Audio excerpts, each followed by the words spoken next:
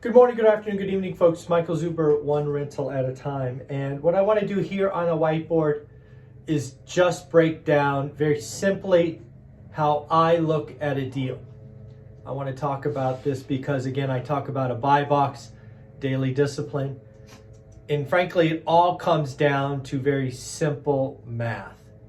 Basically, what I want to do is understand how much cash I have to invest with what that return on my cash is. When you do that over and over and over again, you will learn what average is. Now, if you happen to buy my course, How to Get Started One Rental at a Time, you will get my actual spreadsheet. You will join a Facebook group with thousands of other people doing this. But what I want to do here is give it all away because frankly, it's very, very simple to understand. I believe there are kind of 3 steps to do, and we're just going to do this very quickly on the whiteboard. So first, right, we'll just break it down. To me, it starts with understanding how much cash has to come out of my bank accounts to secure or control a property. So for most of us, that means down payment. What is your down payment? Is it 3.5%? Is it 5%? Is it 20%? Is it 25%? Is it 40%? I don't care. Whatever it is in your situation for your deal, that is number 1. Number 2, closing costs. Now, in many cases, in different environments, you, the buyer, has to pay the closing costs. Today, as a buyer, you likely have all the control, so maybe the seller pays half or the seller pays all of it. But if you are spending cash at the closing table, you must include that. Now, the last one. I call this make ready. When you are putting together your deal evaluation, you must be able to compare a turnkey, fully rented property with a total dump. Why is that? Well, if you don't do that comparison and calculate your cash, a total dump will always look better. You can go back and read my first book, One Rental at a Time, and I admit that we would be bigger today if I bought make-ready properties. Now, I am not saying make-ready properties are always better. In fact, they are not. But sometimes they are. So again, make-ready. In the course, you will learn in the beginning what A, B, and C are. A is turnkey, C is total dump, B is kind of, paint and carpet. You will learn all of those things. But again, you must learn what make-ready cost is. If you're not a contractor, you don't have hands-on, it is okay. You will learn over time. And in the beginning, as I will share with you, all you have to do is do A, B, or C. A is 0, C is a full gut, B is somewhere in the middle. So again, how much cash, down payment, closing costs, and make ready. Simple enough. That is step 1. Now, step 2 is your income or cash flow. Let's actually, instead of say income, let's say cash flow. We'll just call that CF. So it is rent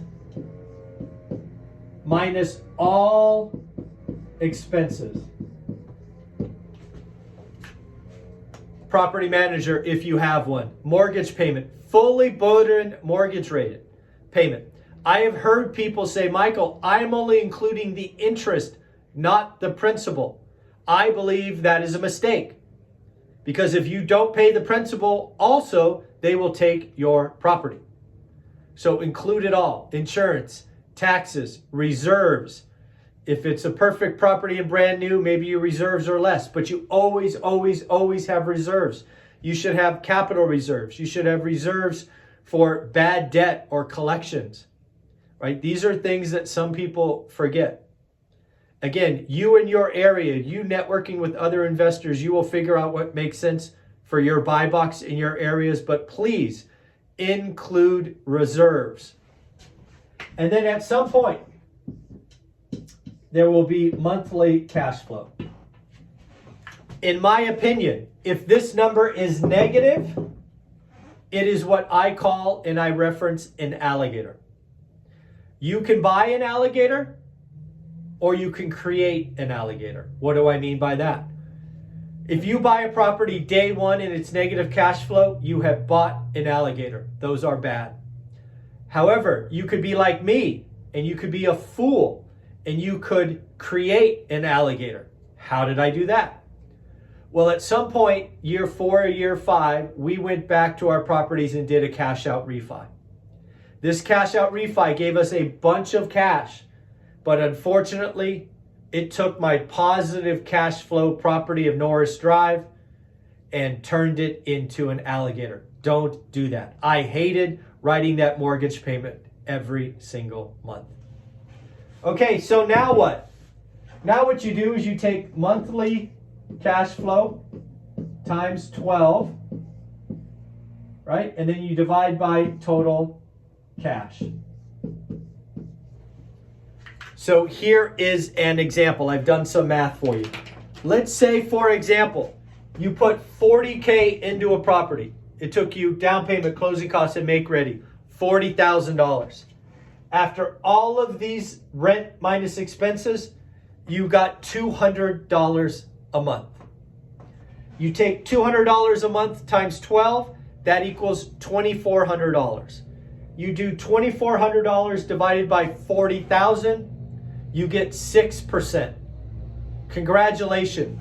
Your 40 grand is earning 6%. It is working that hard. To me, 6% is how hard your money is working. Okay, great. But now, what if you are able to get the seller to pay closing costs in this example?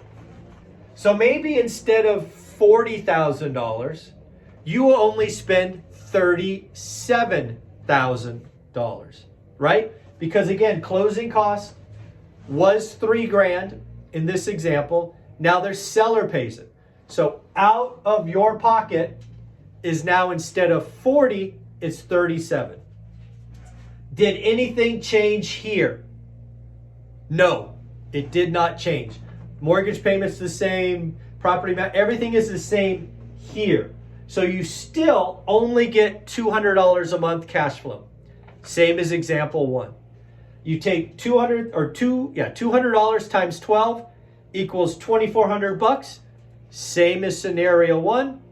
But now, instead of dividing by 40,000, you only divide by 37,000. Guess what?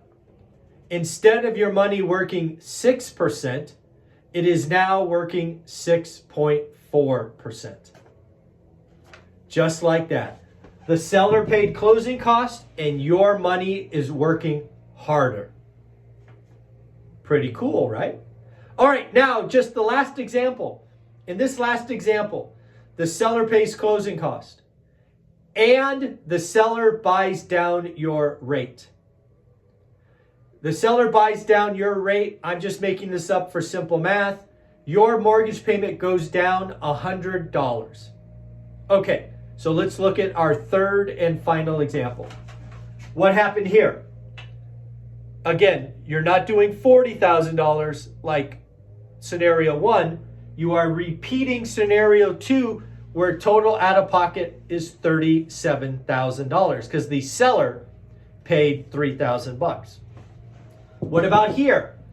Something changed. Remember, the seller bought down your rate. So instead of having $200 cash flow, we are going to assume it's $300 in this example. Again, your interest rate is lower, your mortgage payment is lower. Now, in fairness, it would be quite a lower jump to have a $100 payment change, but you understand what we're trying to do here. The seller paid closing and the seller paid down your interest rate, lowering your mortgage payment. So now instead of having $200 cash flow, you have $300 cash flow. Cool. Now what you do is you take $300 times 12 you get $3,600. In scenario 1 and scenario 2, your cash flow was only $200 or $2,400 a year. Now it is $3,600 a year or $300 a month. So what do you do now? You take $3,600 divided by 37,000 and you get 9.7%. That is all I do, folks. I want to know how much cash I'm getting and how hard my cash is working. I call that yield. Some people call it cash on cash. Some call it return on capital. I don't care what you call it. I want to know how hard my money is working. And the higher the number, the harder it's working. If this doesn't make sense to you, watch it again because it is simple. If you want to get help with this, get my spreadsheet, get around others, you can buy the course, How to Get Started One Rental at a Time, and start doing the work today. All you have to do is figure out average. And then in today's environment, get the seller to pay closing costs. Get the seller to buy down your rate. Your yield will go up. I hope you enjoyed that. Take care. Michael Zuber, One Rental at a Time. Bye-bye.